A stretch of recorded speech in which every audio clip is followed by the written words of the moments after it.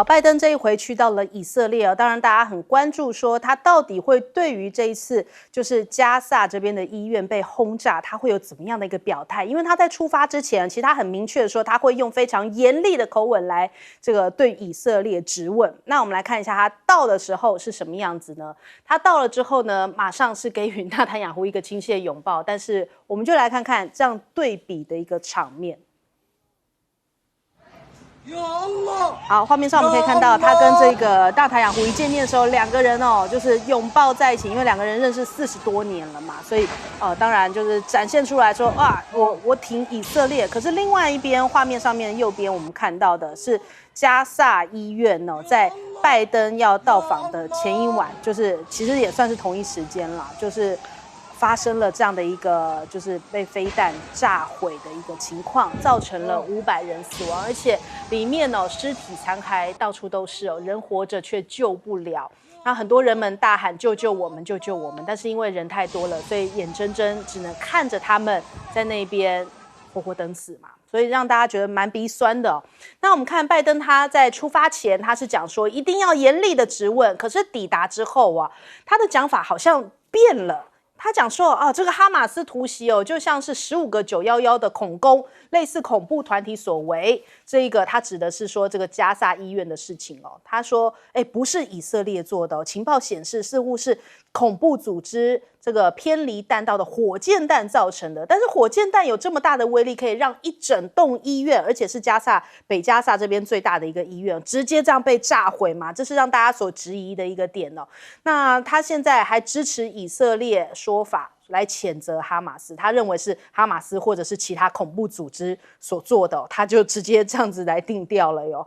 那另外我们也看到，就是有记者问他，你认为以色列的行为合乎战争法吗？你看看拜登的回答，很高兴与你交谈，然后转身走了，这是什么回答啊？那现在大家就在等明天拜登要发表这个全国演说，将会对于以巴的战争、俄乌的战争来进行相关的一个定调，或者是一个美国进一步的一个做法。那再来我们看看，到底是谁犯下了这样子炸毁加萨医院的这种让大家人神共愤的这样的一个举止哦？现在有人是指向了加萨那边，是说是以色列做的，以色列反控说是加萨做的，所以以色列还公布了这个相关的内容。他们说我们有录音档哦，就是可以让大家听听看，就是我们有录到这种什么圣战组织啊，他们误射火箭造成的。我们直接来听听看这个录音档。بقول لك أول مرة بنشوف الصاروخ زي هيك والشظايا هذه فبقول لك تبع الجهاد الصواريخ الجهاد الإسلامي يعني。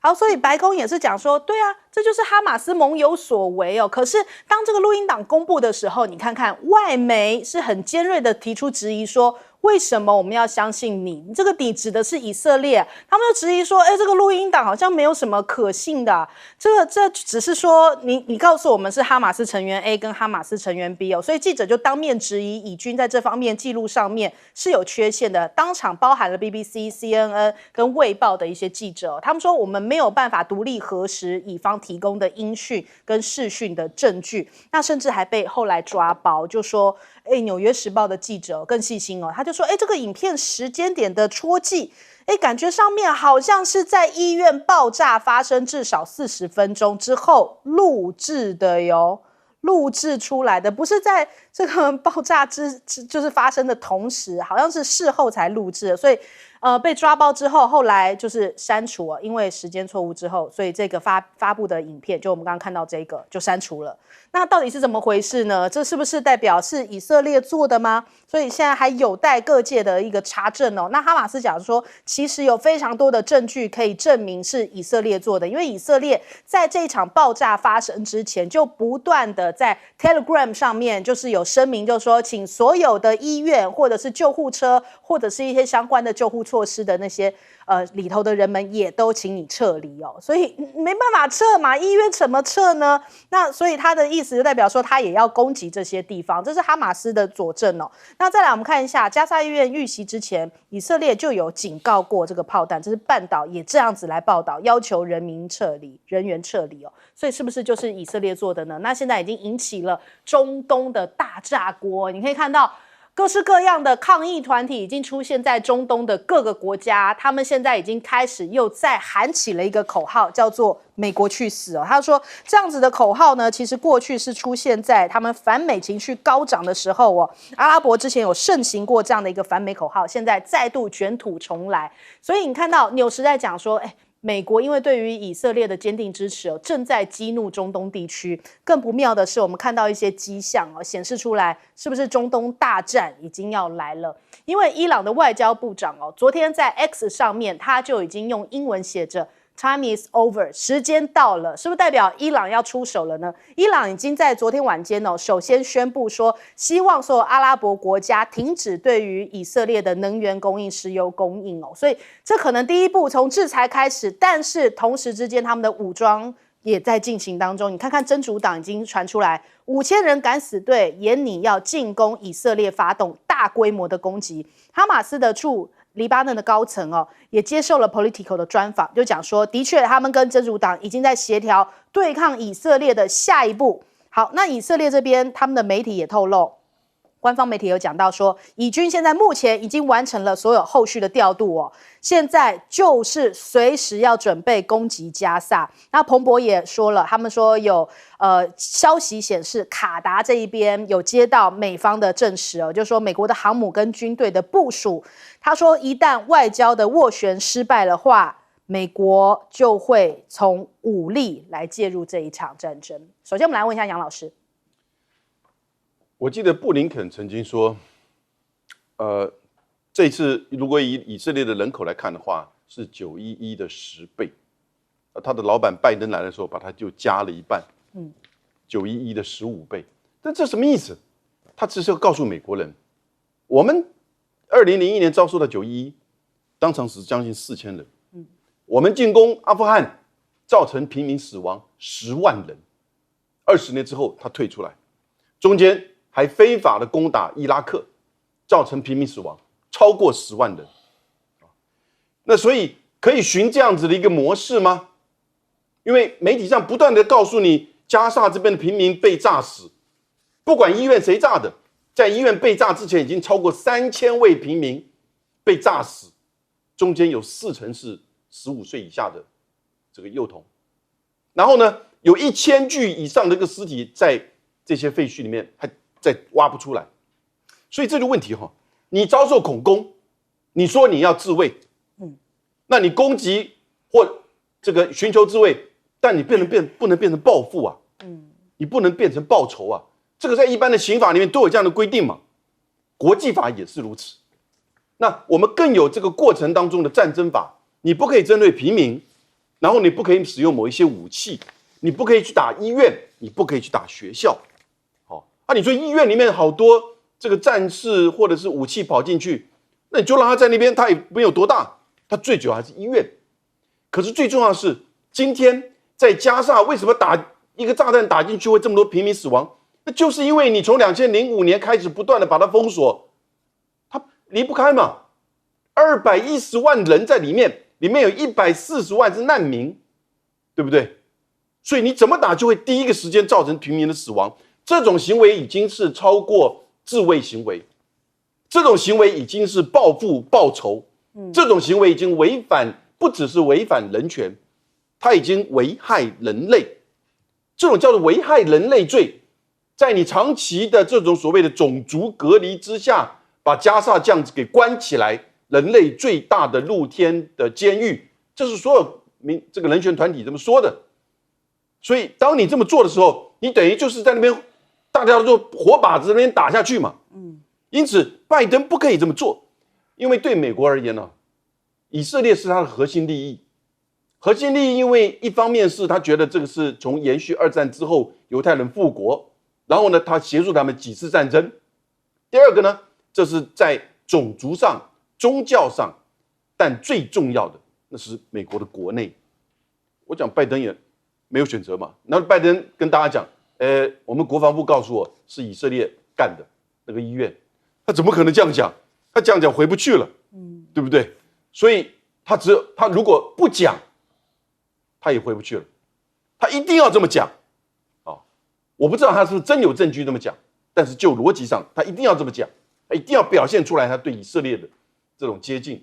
所以我觉得其实美国现在更加的让这个穆斯林国家、中东国家、全球南方国家知道，他所保护的国家利益是完全是他说了就算。好，我们来问一下郑源哥。美国在这一场以哈战争也好，以阿战争也好，以巴战争也好，不管你怎么叫它，从此以后，美国在全世界的声望会大跌一波。跌的不只是在中东国家的声望，也包括所有穆斯林国家的声望。但是很显然的，美国并不在乎。美国呢还会一意孤行的去力挺以色列。他派出了2艘航空母舰，是针对伊朗而来的。所以当然，伊朗也只能嘴巴喊一喊，叫一叫 ，time is over a long time 但是 no action at all， 就是伊朗大概也做不了什么事。其他的，以色列跟美军在中东的实力，我们不得不做下判断，说真主党不要说你有5000个人，你5万个人来也无济于事。为什么？因为中东国家陆军军力最多、人数最多的是埃及，埃及现在完全不动所以你就拿他没办法。那以这样的一个强弱差异这么大的话，这个加萨走廊的悲剧我们还会继续看到。因为犹太人来讲，他竟然把它比成911，他就想要循美国的模式，就是美国模式可以在阿富汗乱打一通，可以在伊拉克乱打一通，可以在叙利亚乱打一通。他就说你们这些人都是跟911有关系啊，只要扯到一点边这个3000表都所有的表情都会拉进来，他的军力无所不在，因为别人打不过他。那以色列在美国的支持底下也会有相同的结果。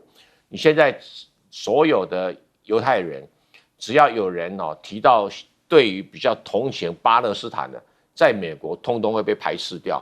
比如说，美国有一个巴勒斯坦血统的超级模特儿只稍微同情一下巴勒斯坦，他现在所有的商业企业全部被封杀，这个就是现实，所以对于这个拜登的一个状况刚才永明兄讲的非常好。出发之前，这个设立到了以色列的内人怎么设立呢？我要去执行内塔尼亚胡我要严厉的问他们怎么回事。到了以后说，那不是以色列做的那可能是巴勒斯坦的盟友做了。那你为什么不拿出证据来你不是有中央情报局吗？你不是有摩萨德吗？你拿出证据来嘛，让这个全世界所有人来公平嘛，你今天以色列是进攻方进攻方所有可能破坏第一个可疑对象，当然就是以色列军方嘛。那你到底要把这一场战争打到什么时候？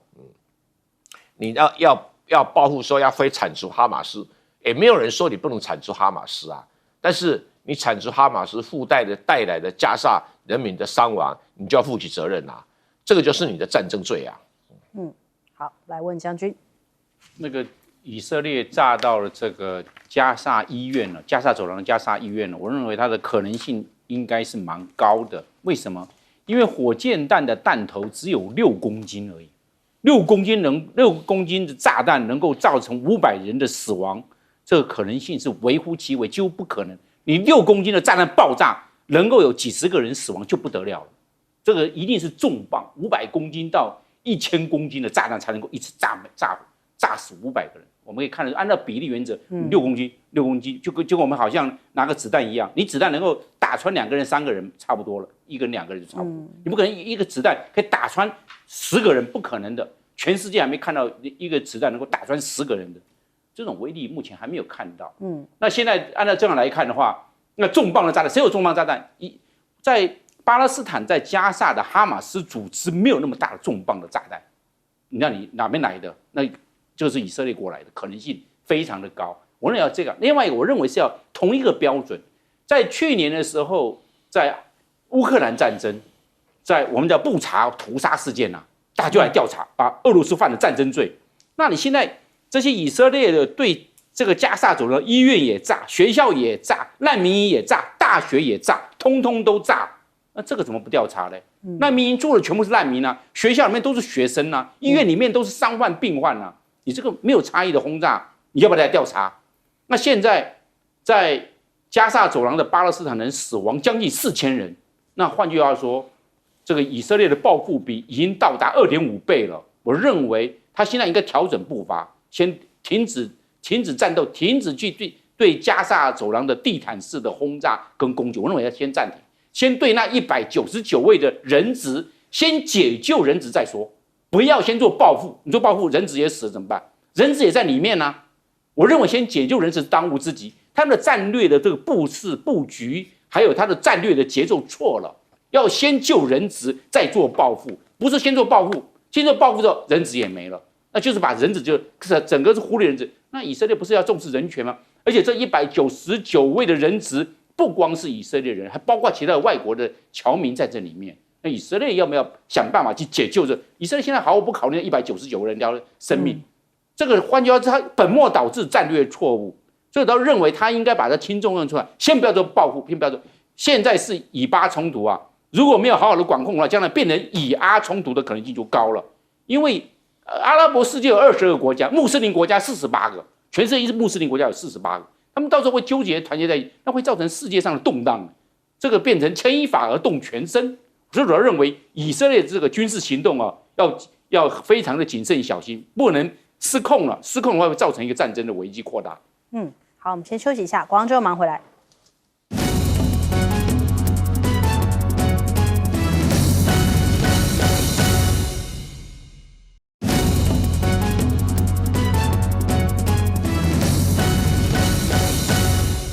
世界各国都在呼吁说，是不是赶紧人道停火？昨天在这个联合国的安理会就有要求说，是不是以巴能够停火呢？但最终15个安理会的理事国当中，有12国投下了赞成票。那英国跟俄罗斯是弃权，那最后1票反对是谁呢？美国，那他就是行使了他的1票否决权，所以就否决掉这一个以巴停火。为什么不让停火呢？美国是讲说因为呢这个里面决议文里面没有提到这个以色列的自卫权哦，那所以中国大陆觉得很震惊、很失望。那俄罗斯就骂美国说你很虚伪啊。那我们看到连埃尔段他都讲说联合国的安理会效率变得更加的低下了，希望赶快有人道的停火。结果因为美国这1票，所以这场战火还在继续当中哦。那我们看到纳坦雅胡现在有承诺，就是因为拜登结束了访问之后呢，他就说现在同意让这些人道救援从埃及进入到加萨，包含了食物、水跟药。那结果呢是怎么样？我看到这个消息，我真的觉得你让他进去，你从这个拉法的关卡进去，结果以色列夜袭拉法关卡，造成了20死。这是怎么回事啊？就是你一方面叫大家往南迁，往这个加萨南部，就靠近拉法这边迁，然后你又去炸南部，那到底是怎么回事？这大家已经看不懂以色列在做什么了。所以拉法连续发生了2次轰炸，连学校都遭遇到了空袭也造成了20人死亡，这可能也是保守估计啦。但是对比一下，你看看这一段影片，埃及民众自发性的杯水，让很多人觉得很感动。我们来看一下。这画面是埃及人就看到了这个加萨走廊这一边的巴勒斯坦民众就很多人就是自己这样子愿意这样横跨一些这种沙漠地带要走到这个关口背水背食物要进入到加萨所以其实现在加萨每天需要大概100辆的救援卡车，然后联合国也说现在要赶紧为加萨的儿童来募捐但是呢，没想到这样的话语竟然遭到一个男子的阻拦，我们来听一下。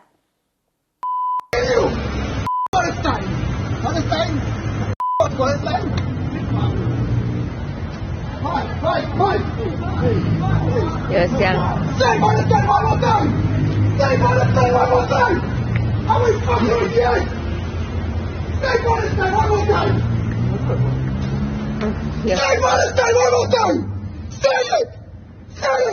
Palestine。对，所以难道不能为巴勒斯坦的平民发声吗？所以巴勒斯坦的命也是命啊，这句话是不是要重新送给一些觉得不能为巴勒斯坦发声的人？重新来看，他们也是人呐。那其实你看到约旦河西岸这一边哦，也有越来越多的巴勒斯坦人遭遇不测哦，就是丧命哦，有47名1周之内都在那边遭到枪杀。那这些人是来自于哪里呢？因为很多加萨人哦，他们去到了以色列工作，以色列又给予他们一些工作签哦，但是就在战争爆发之后，以色列立刻取消掉这个加萨人的工作证，也删除他们在原本的这些电话登记哦，就是说他们已经在这边不具有合法待下去的一个地位，合法地位了。所以呢，他们有一些人还被以色列的警察殴打捆绑之后丢到了约旦河西岸，有些人可能是打太重了，就是有一命呜呼，有看到一些外电半岛电视台的一些相关报道。但是你看，现在以色列都不准这个半岛电视台那边已经看不到半岛了，就是没有任何质疑以色列的声音现在在以色列出现，因为半岛已经没有办法播送了。那我看到这一篇哦，其实我后面看得很难过，看得很鼻酸，就是有一名工人阿瓦德哦，他就说我的孩子已经快要死了，我不能够在这边吃吃喝喝。他没有心情吃，他想要他的孩子已经快死了，那里没电没水，什么都没有。他说。他就哭喊呐喊说，就让我回去吧，让我能够回去跟孩子一起死在一起吧。就看了很难过，因为其实他们是来自加萨，可是他们被丢到，就是我画一下地图，加萨在这边，约旦河西岸在这边，他们是被丢到这个约旦河西岸，他们想要回去加萨是不可能的，所以他们就还拜托以色列可不可以把他们丢回加萨也好。那另外一个工人呢，就是阿克鲁克，他的讲法呢，我们就没有放他们的人像，他说他16号拨电话回家的时候，打到第2通电话都还有人接，然后家人问他说，他就问家人有没有水有没有电，家人都努力跟他保证说都很好都很好，可是后面电话都已经不通了。所以这样的悲剧正在这个巴勒斯坦人的身上上演哦。那还有1/4的巴勒斯坦人现在躲在联合国的设施当中避难。那更让大家觉得很鼻酸的是，还有巴勒斯坦的儿童哦，其实刚吃上一口中国大陆送过来的热米饭，结果那个仓库就立刻被炸毁。我看到那个影片很难过啦，因为里面的孩童就因为已经炸毁了，所以他们才刚吃完饭，还有拍到那个饭的那个样子哦。那另外这一个是加萨的小妹妹在哭着找妈妈，然后姐姐还在安慰她。我们来看看画面。就是我们看到姐姐是赶紧安慰妹妹，因为妹妹一直哭着在找妈妈，所以这个画面看了其实让大家都觉得很难过。就很多其他的大人可能也是帮忙在安慰哦，因为妈妈可能已经不知去向了，或者是生死未卜。那再来我们看一下，像很多的以色列人哦，也对于这个纳坦雅胡非常的生气哦。现在民怨高涨，已经烧向了纳坦雅胡政府，有94%的人认为纳坦雅胡必须要对于被哈马斯袭击负责，是不是政府失灵这一个情报失灵哦？还有56%的人认为在战争结束之后，纳坦雅胡必须下台。那还有很多以色列的家庭就觉得现在他们不想要全面的战争呢，他们只希望亲人能够回家。他们对于以色列的处理方式感到非常愤怒，他们说这样子带向一个战争，哪怕他的家人在那边当人质，可能要活下来的机会都很少。那还有甚至很多的抗议者冲向了美国的国会大厦，我们看看画面。很多人是举着这个停止加萨种族灭绝的标语哦，甚至还传来巴勒斯坦将获自由跟停火的口号。但是最后呢，是300人遭到逮捕，因为他们冲进了美国的国会。那还有1万人聚集在伦敦，以以色列爆炸为主题的这样的受害者守夜活动。他们要抗议，就是这个苏纳克也是在今天要访问以色列跟纳坦雅胡见面哦。那像法国这边也同样受到了一些恐怖攻击，所以世界也为了这些事情现在变得非常的不平静。我们来问一下杨老师，你知道这个联合国的安理会的决议是连续2次，在前一天是由俄罗斯的提案，结果呢只有5票赞成，然后呢美国、英国、法国、日本都反对，因为它里面没有谴责哈马斯。好，第2天巴西在提案谴责哈马斯，要求释放人质。这2个不都是以色列有利的吗？要求的吗？然后呢这个停止这个现在的攻击，停火，运送人道物资。你觉得这个是不是现在最需要的一个决议？结果12票赞成，包含法国、包含日本哦，包含中国。那2票弃权，英国跟俄罗斯。美国他不是反对，他用否决票，因为一票否决，这是联合国常任理事国的这个权限。我觉得这个其实啊，在过去整个有关于以色列的这些投票司空见惯了。美国所有的否决权1半以上都跟以色列有关。美国的3大核心利益，海外的3大核心利益，西欧、以色列、日本。以色列我刚刚讲过，为什么对他这么的关键？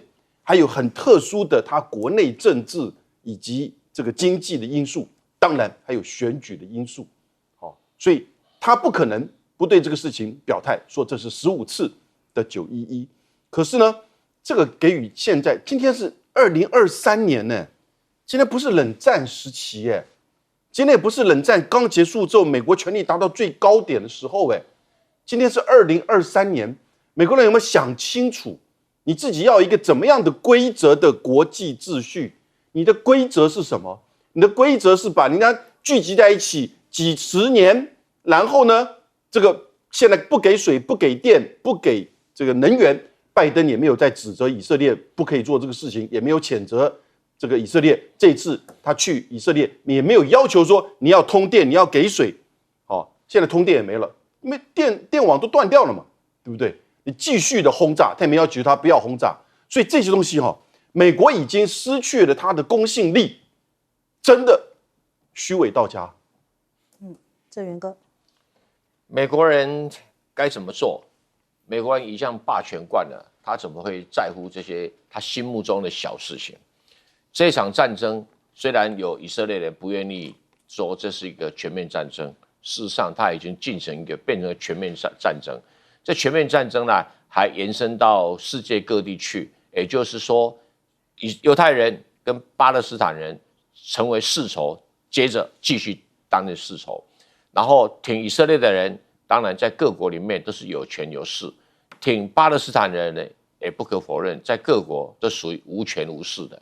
所以你要在这个无权无势跟有权有势的人在竞争，你就说美国的政客会靠向哪一边，很清楚啊。刚才永明兄讲的非常的经典，他说拜登如果是责怪以色列的话，他就不要想回国了，回国也会落选了。在整个美国的上层社会里面，当然是以犹太人的意见为主导，即使有少数人说我很愤慨要攻进这个美国国会，结果怎么样还是不会有效果的。这样战争我们看到了巴勒斯坦人那种令人悲伤的画面。如果你硬要说巴勒斯坦人有什么错，他只是糊里糊涂选了一个哈马斯政府出来而已。但这一点呢，也足够我们做警惕了。第一个警惕的是，美国现在国会准备通过一个法案，说军事援助法案要把乌克兰以色列、台湾绑在一起。这什么意思啊？就昨天乌克兰，今天以色列，明天台湾吗？不然你在干什么？再来，那过去的选举里面，大家有个口号叫票投民进党，青年上战场。但看到以色列这个状况，你可能票投赖清德，青年死战场。大家要仔细再思考一下。美国人，你以为他会这么样的挺台湾吗？他会这样挺以色列，因为某种程度你可以半开玩笑说，以色列就是美国人的爸爸，那民进党政府现在是美国人的儿子，所以你想一想，他的爸爸有事情，他会全力冲；他的这种外面偷生的儿子，他会全力冲吗？我很怀疑。所以拜登的表态已经很清楚了。如果你没有办法影响到美国上层有权有势的人，你就别想要在美国的门口里面做一点违背美国意愿的事。那现在以色列再怎么违背人权、违背国际法，他认为是全面战争无所谓，完全包容以色列怎么做都可以。这个纳坦雅胡被呼吁下台的理由是因为他没有挡住哈马斯第一波攻击不是因为他现在攻击这个巴勒斯坦所以以色列内部的民情也相当的愤怒。那这种民主情节，短期内我们真的无能为力。将军，以色列对加沙走廊巴勒斯坦的屠杀，我认为是掩饰以色列的这一次的防卫失能，和转移焦点。它有5层防御。第一个，我们知道高墙，高墙是8公尺，它有建高墙在这个以巴边境加沙走廊地区8公尺。再还有铁丝网，铁丝网完毕之后，你看有高墙有铁丝网，再来是开阔地带，开阔地带可以看得很清楚，那个没有遮掩，一看得非常清楚这个动作。然后再来就是监视器，它电子监控的监视的都到哪里去了？最后一个第5层，它的机动部队、应急作战部队，你看这到哪里去了？失能嘛？你这5层防御，你这个不是重整重城防御，重城拦截，结果这一次失能，然后这次开始屠杀来转移焦点，对这个加沙地区的巴勒斯坦人开始产生报复，变成这个样子。他转移焦点是这样，当初做什么失能？那你的应急作战部队、机动打击部队到哪里去了？这都是问题，他应该从这个地方来解决。没有，因为我被杀了那么多，所以现在开始大举报复。那你当初的防卫到哪里去了？才会被巴勒斯坦人突破？被我们所讲到的，就是哈马斯组织所突破，变成这个状况。所以我认为很多事情要来看。另外，这一次讲到那个联合国的投票，另外美国是否决权，因为美国是常任理事国，它否决掉。但是我们要看英国这次没有投否决，没有跟美国英国是美国铁杆，它弃权变成这个样。那我们看一个最重要的指标，日本也是现在的非常任理事国之一，他投赞成票，他认为应该停，马上战火先停。日本是最挺美国的，日本都讲要停火。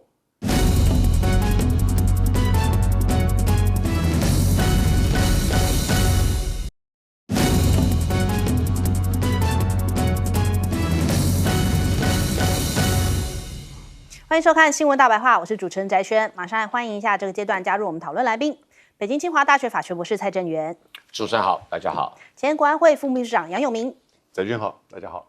前空军副司令张延廷。主持人好，大家好。好，距离选举投票只剩下倒数86天了，所以你现在看到赖清德任何的讲话，好像都要扣着一个主题，这个万变不离其宗。民进党101招就是抗中保台哦，所以我们来看一下，他现在提到了台海说，不爽中国不知感恩呐。他说中国进步大部分都是靠台湾人，光台湾投资中国就超过2500亿哦。他们连一句感谢都没有，真的是这样子吗？我们创造了中国大陆的经济奇迹吗？这世界各国会是这么看的吗？那他说不像日本之前地震时给予台湾有很多的帮助疫情期间日本为了答谢我们就用疫苗回报大陆也有要给我们疫苗，我们不要啊。那他说好吧，就是日本给予了台湾及时的支援，真的是非常感谢。总之，这就是赖清德他认知里面，他会觉得说，哎呀，大陆很不好啦，那日本好棒棒啊，大概是这个意思那我们来看看这个吴钊燮同样也是抗中大将他就讲说美猪当食安的问题到底是谁在操弄呢？因为陈以信就问到吴钊燮美猪被发现洗产地的事情，他说把美猪形容成有食安问题的产品可能会造成台美贸易上的冲击应该要追溯是哪些人、政党或国外势力在操弄台美的矛盾。你洗产地关国外什么事情啊？洗产地可是你食药署、卫福部，你们要求人家这些产地是不是要标示清楚？你们没有把关的很严格啊，人家偷偷改的话，那关国外势力什么事情那又是哪些人、哪些政党？那不是你们自己民进党也应该要讲清楚吗？为什么当初我们要求这个美猪进来的时候要标有没有含来剂，你就是不肯嘛？那这时候你通通都推给别人了。那现在反正总之操作就说，哎呦，你们质疑美猪这件事情AIT 有来抗议啊，薛瑞元也要出来搭个枪那所以很多的民众觉得说奇怪了，美国呛又怎样呢？台湾没有保护自己食安的尊严吗？可能还真的没什么尊严因为我们之前销到美国的兰花被退柜然后兰委就要求要告上 WTO， 然后农委会就说呀，人家美国可是遵守贸易常规啊，美国讲什么我们就是不是跪下去？日本讲说我们的凤梨出问题，哎呦，这个是我们自己的农民要检讨，可是卖到大陆有问题的时候，通通都是大陆的问题，这标准也太浮动了吧？那再来看一下，台湾是不是现在离战争很近李桂敏就质疑说，以巴战争为什么外交部应变很无能那边的以色列台人想要打电话给这些外管请求帮助，结果得到的反应是自己上网订，然后现在撤侨也要撤不撤的，然后李桂敏这样质询，哎呦，吴钊燮更派呢，我们来听一下。你用这个没有办法掩饰了，没有办法掩饰你无为了。我老百姓要这个是人身攻击，我反对用人身攻击的方式。委员，你的答案实际上面就是这个样子啊。你的实际上，我的问的问题是说人身攻击，你的事实上就是不能够用人身攻击的方式，这个是没有办法接受的。我可以道歉，你这是可受公平之事，我不道歉。对啊，到底人身攻击了什么？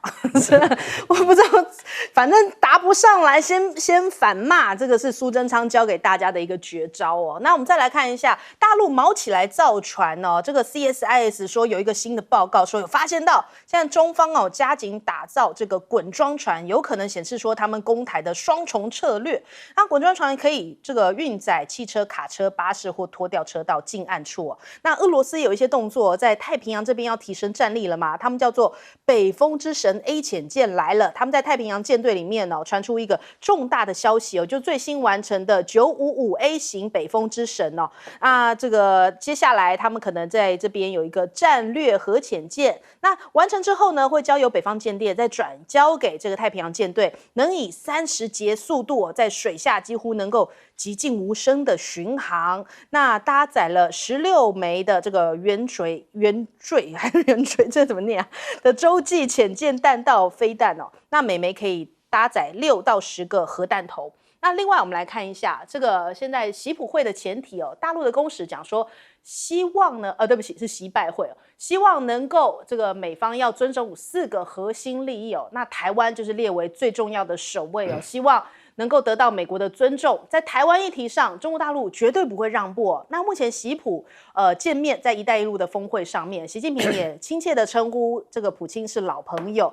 那过去的10年呢，双方见了42次哦。他说期盼中俄两国还能够不断的合作。那 CNN 就讲说，中俄双方哦，不论是在政治或是经贸上面，都有越来越多的合作，起因于双方对于美国都有不满。那未来可能合作之后就会重塑世界的秩序。双方会谈了3个小时哦。习近平有提到说，全面的战略协作是中俄关系的长久之计，中方愿与俄方一道准确的把握这个历史大势。同时之间呢，中方也支持俄方维护国家主权、安全跟发展利益。那普京这边呢就回应啦，也是讲到这个中方最在意的台湾问题哦，他说是坚定支持一中政策，支持中国维持国家主权跟领土的完整。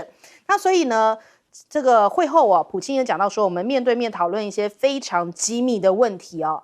那这个谈话当中非常富有成效，内容也很这个丰富。那另外我们看看中俄是不是也对于西方有展现出来他们的团结？那所以中国跟俄罗斯借由这样面对面展现出来，是不是他们这样目前无上限的友谊，就是也是对西方一种叫板呢？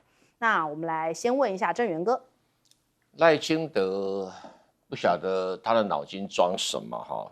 他说台湾对大陆投资2500亿，事实上台湾对大陆的投资，从经济部这个最近的公告说，最近4年来就是指2019年以来，每一年的投资的总额从来没有超过60亿美金，然后去年是50.5亿美元。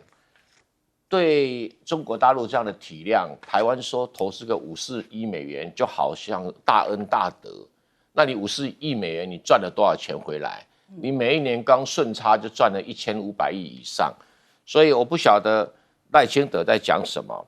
赖清德说，不像日本啊，我们这个地震的时候捐款给他，他们就一直感谢啊。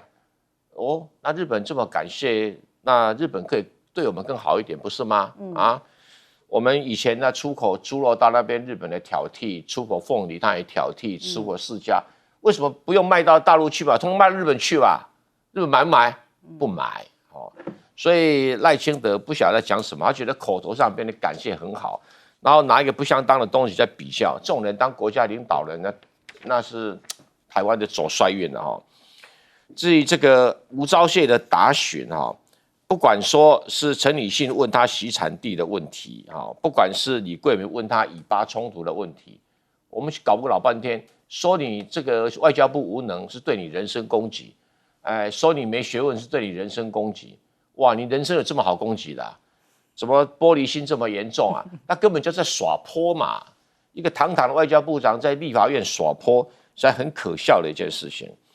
那大陆说什么毛起来做这个 roll ship， 就是 roll on roll off 的 ship， 这种滚装渡轮啊，它可以装船，装车子啊，可以装战车啊，装油罐车啊，装卡车啊，那是他家的事嘛，对。光那几条这个轮根本不是攻打台湾的问题，攻打台湾问题是在制空权、制海权啊。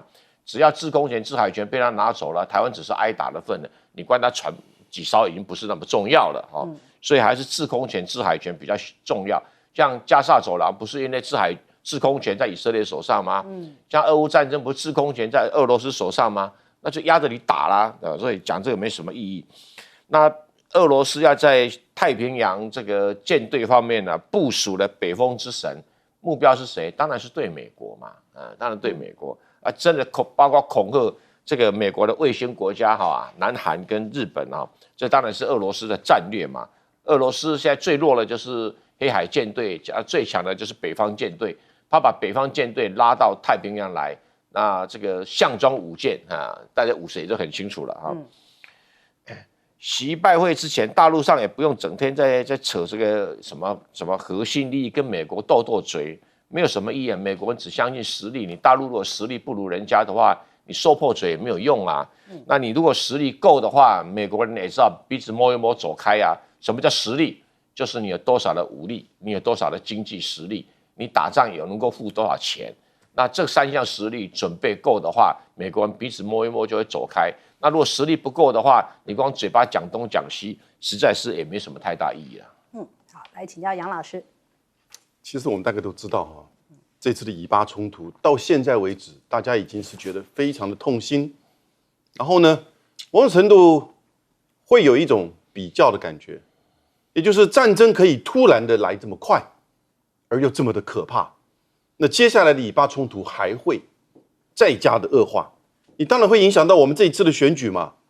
选举还剩几天？80多天，对不对？会不会影响到选民的判断？一定会。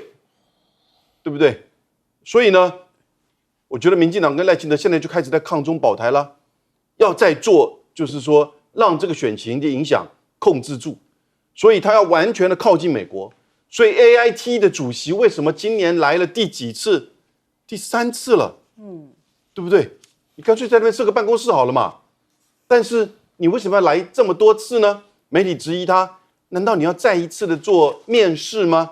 他回应说，面试不是一个好的形容，也许应该用另外一个比面试更好。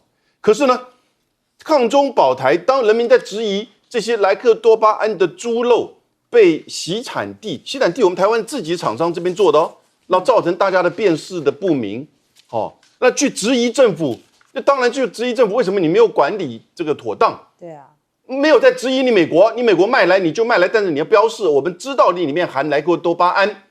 对不对？过去在这个压力之下，我在做新闻局长的时候，我们就处理牛肉的开放，结果造成那个时候的国安会秘书长舒淇的下台。可是呢，现在呢，大家当然还是重视这个问题，所以要标示。那这个跟你在那边恼羞成怒，所以说你无为，还没有骂你无能呢。我觉得讲的客气了。无为叫做人身攻击。纯粹的是不知道怎么样去因应回答，根本应该下台的断交部长，然后呢恼羞成怒拍桌子，这个主席要处理，这个主席要说你要请你回答，不要拍桌子，影响这个会议秩序。我跟委员都在立法院待过嘛，是不是？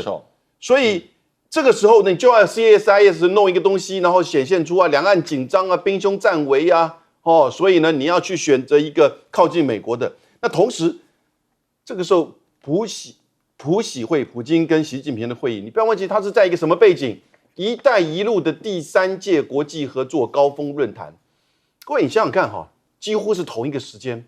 如果我今天或你今天是在过去这2天在北京参加这个高峰论坛的130多的国家的代表，你可能是总统、外交部长或代表。当你看到整个画面、整个议题就在谈国际的合作。以及你在我们国家亚万高铁17号开通，中老铁路，然后呢澳匈铁路，许多这样子开始做起来，然后促进我们国家的这个基础建设的发展、经济的流通、互通互联跟全球化跟整个贸易的提升。同时你低下头来，你看那个手机，因为在同一个时间以巴发生战争，医院被打500人死亡，拜登跑到那边去说以色列跟他无关。哇，你会觉得一个是在加沙，一个是在北京，怎么有这样子的一个落差？对不对？一个是在讲叫合作，一个是讲叫冲突，而另外一边在纽约联合国想要处理这个问题，却被美国给否决。所以这个世界已经很清楚嘛。这个时候普习会，如果你只是看西方媒体，如果你只是看翻译西方媒体的台湾媒体，那你当然就觉得拜登这个有成就，让人道资源进去，哪有是他的成就？人道资源本来就应该进去嘛。对啊。所以，而且你们有多少是中国大陆提供这个人道资源啊？所以这个时候我们看普习会哈，我觉得其他130多个国家的这个代表，从总统到外交部长，就跟我们在看台湾的报纸的描写的不一样呢，是不是？那这个时候我们要选择怎么样的两岸关系，要这个政府负担到怎么样的责任？民间的习产地居然你说，这个是在骂美国的食品，你稍微有点能力处理自己的工作好不好？好，我们来请教将军。对，赖清德他是代表民进党的总统候选人，但是我认为他现在习惯来甩锅嘞。他的责任，他们现在是当家的，他现在是副总统，他应该要有负责任的态度来面对许多国内或者还有这外交上的问题。这个南向政策，我们一直讲鸡蛋不要压在一个这个篮子里面，把鸡蛋通通放个篮子，风险非常大。但是我们现在目前上市上柜的公司，总共有1210家在中国大陆都有投资。南向政策到哪里去了？因为投资越来越多到中国大陆去。南向政策嘛，到东南亚有10个国家，东南亚10个国家就在离我们台湾那么近，没有那么努力去做。结果在2022年，我们对中国大陆的这个赚的钱啊，我们叫做出超啊，我们总共是赚了1650亿美元，就是将近5.3兆台币，非常多。你看我们赚那个拿人手短嘛，吃人嘴软，应该南向政策要赶快做啊，怎么会依赖度变成38.8%，太高了。我认为政府在这一方面呢，只有说却反其道而行，这样子讲一套做一套，非常的不好。那个还有一个就是说，现在要抗中，要把国防先弄好，但是我们现在国防招兵招不够，志愿役士兵根本都不够。去年还16万5千人，今年只剩下15万5千人，21万5千人，剩下15万5千人，这怎么打仗？作战部队、守战部队的边线比只有70%，那你这样子怎么打仗？根本没有战力，没办法买，不要，我认为不要先买那么多武器弹药、枪炮、军舰、坦克、大炮，我认为不要买那么多，先来把军人的待遇先改善，让这些志愿役的士兵呢，让他54000块起跳，因为明年1月份开始，义务役的士兵呢，包含主副食费、包含健保，总共是27000块，你让他乘以自愿役要给他乘以2，义务役他是27000，你自愿役，因为他自愿役要进来4年起跳，最少要4年，那你给他54000嘛，让54000来起跳嘛，那军官跟士官按照等级的把他们就加薪加饷嘛，让他待遇好一些嘛，多一点人进来嘛。你买那么多武器枪炮弹要几千亿，结果没有人来操作，没有人来发扬火力，那你买的不是白买了吗？我认为也不要光去讲，行诸于口号，赶快去做，去落实，照顾这些国军官兵弟兄，这样才能吸引更多的有志的年轻朋友来投考军校，或者是报效军队当志愿役。好，我们先休息一下，广告之后马上回来。